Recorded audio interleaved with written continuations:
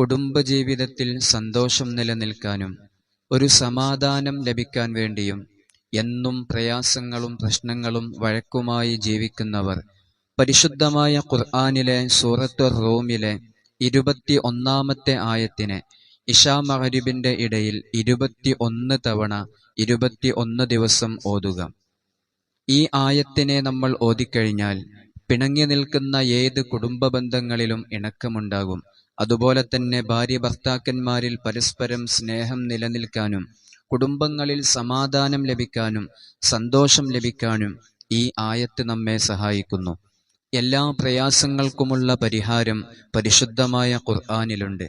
അതുപോലെ തന്നെ എല്ലാ വിഷമങ്ങൾക്കും എല്ലാ പ്രതിസന്ധികൾക്കുമുള്ള ഒരു പരിഹാരമാണ്, ഒരു ആശ്വാസമാണ് പരിശുദ്ധമായ ഖുർആൻ. അല്ലാഹു സുബ്ഹാനഹു വ തആല ഈ അമലിനെ ദായിമാക്കാൻ നമുക്ക് തൗഫീഖ് നൽകട്ടെ.